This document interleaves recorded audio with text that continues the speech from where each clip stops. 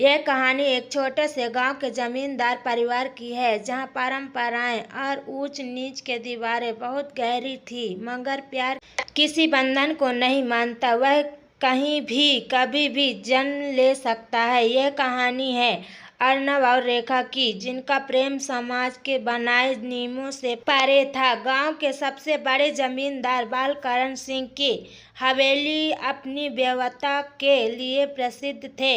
इस हवेली में सैकड़ों नौकर चाकर थे, मगर उनमें सबसे खास था अर्नब। वह सिर्फ एक नौकर ही नहीं, बल्कि जमींदार के पुराने सेवक का बेटा था। अर्नब बचपन से ही इसे हवेली में पला बड़ा था और उसकी मेहनत और ईमानदारी के कारण उसे पूरे घर में मान सम्मान मिलता था। बालकरण सिंह की इकलौती बेटी रेखा, जो शहर में पढ़ाई कर रही थी, कुछ सालों बाद अपने घर लौटी। वह सुंदर, पढ़ी लिखी और खुले विचारों वाली लड़की थी।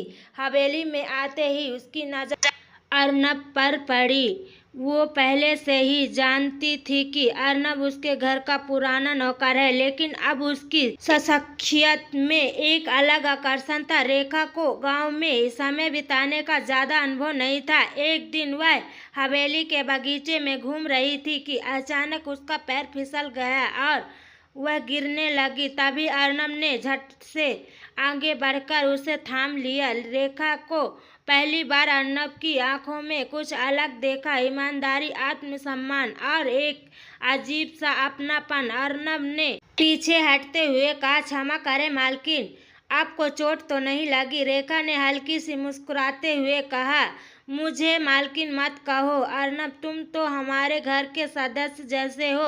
अर्नब ने झुकी नजरों से जवाब दिया, मैं सिर्फ एक नौकर हूँ। रेखा ने महसूस किया कि अर्नब खुद को दर्जे से बंधा हुआ मानता है, लेकिन उसकी आंखें कुछ और ही बयां कर रही थी। धीरे धीरे रेखा और अर्नब की मुलाकातें बढ़ने लगी।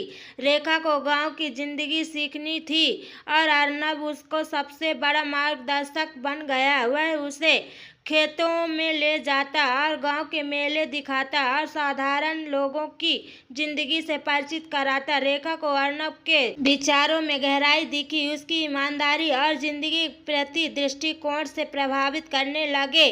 दूसरी तरफ अर्नब भी महसूस करने लगा कि रेखा सिर्फ एक अमीर लड़की नहीं, बल्कि बहुत संवेदनशील और समझदार इंसान है। एक दिन रेखा ने अर्नब से पूछा, अगर तुम्हें कोई सपना पूरा करने का मौका मिले तो तुम क्या करोगे?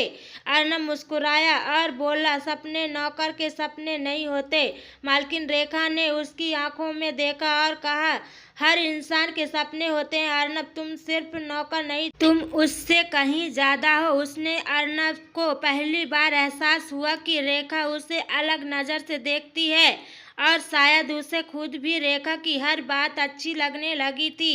रेखा और अर्नब के बीच की नजदीकियां हवेली के लोगों की नजरों से छिपी नहीं रही। एक दिन बालकरण सिंह ने अर्नब को बुलाकर सख्ती से कहा, तुम एक नौकर हो और नौकर ही रहोगे, अपनी हद में रहो। अर्नब जानता था कि समाज के इस भेदभाव के आगे उसकी और रेखा की कहानी अधूरी रह जाएगी। उसने रेखा से दूर जाने का फैसला कर लिया, मगर रेखा ने हार नहीं मानी। रेखा ने अपने पिता से कहा, पिताजी, इंसान की पहचान उसके जन्म से नहीं बल्कि उसके कर्मों से होती है। अर्नब सिर्फ एक नौकर नहीं, वही एक अच्छा इंसान भी है। बालकरण सिंह को अपनी बेटी की यह बात बुरी लगी।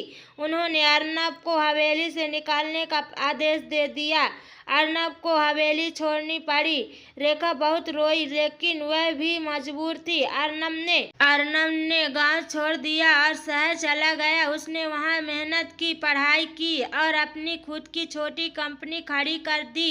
इधर रेखा ने शादी से इनकार कर दिया। उसने अपने पिता को समझाने की कोशिश की, लेकिन वो नहीं माने। 5 साल बाद अर्नब एक सफल बिजनेसमैन बन चुका था। उसने अपनी मेहनत से एक नई पहचान बनाई थी। जब उसे पता चला कि रेखा अभी भी शादी नहीं कर रही है, तो उसने फैसला किया कि अब वह खुद को किसी से कम नहीं समझेगा। वह वापस गांव लौटा।